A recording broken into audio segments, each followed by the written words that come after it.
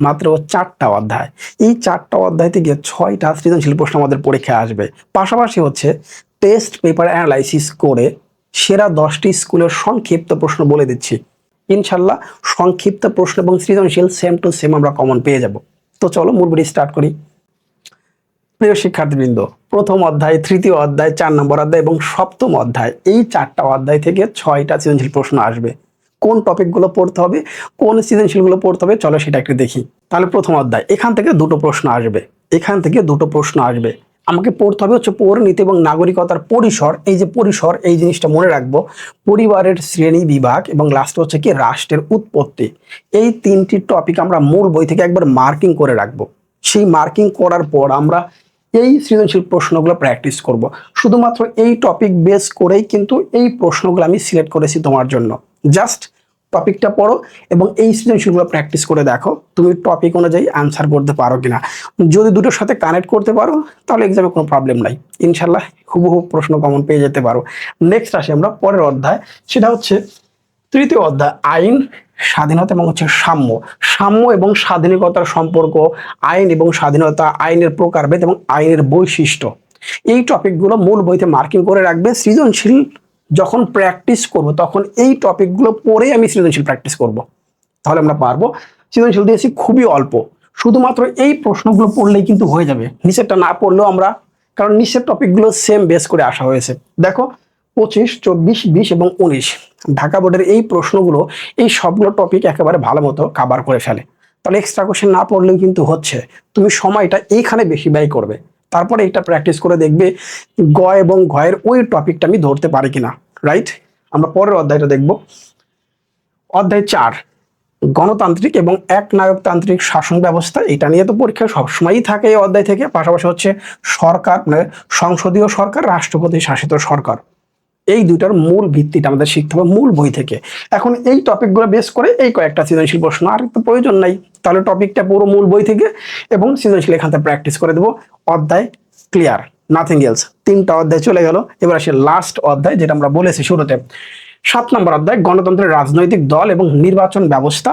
নির্বাচন পদ্ধতি শিখবো, নির্বাচন কমিশনের কাজ কি, বলছে গণতন্ত্রের রাজনৈতিক দল এবং বিরোধী দলের ভূমিকাটা কি।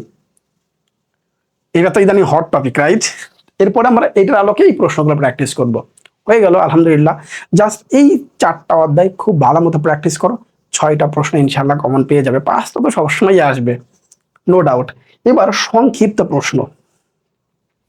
1 নম্বরে দেখতে পাচ্ছি blue bird high school and college, Bhola সরকারি উচ্চ বিদ্যালয়, বরিশাল সরকারি বালিকা উচ্চ বিদ্যালয়, our lady of Fatima girls high school, Bogura জেলা স্কুল, যশোর জেলা school, Dhaka residential, Shamsul Haque Khan holy cross এবং লাস্ট হচ্ছে বিকারুন্নিসা।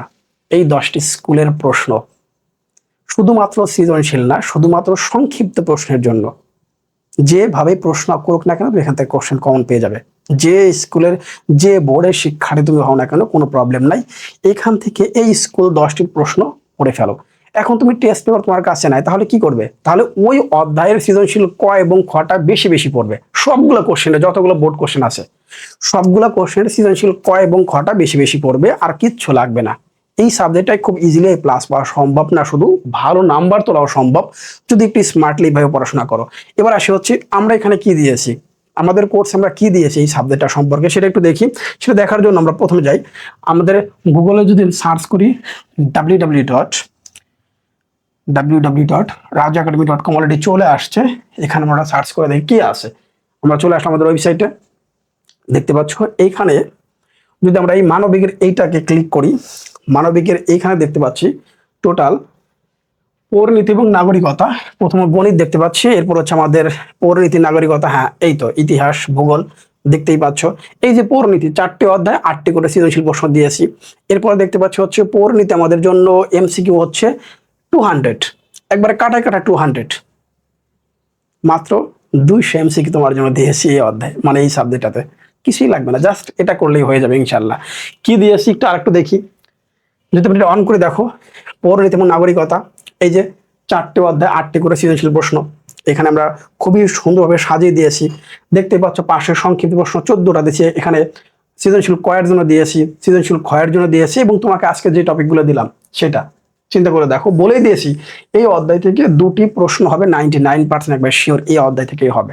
তাহলে এটা যার কাছে থাকবে তার প্রিপারেশন নিতে কয় ঘন্টা লাগবে, দিন না কয় ঘন্টা লাগবে। আসসালামু আলাইকুম।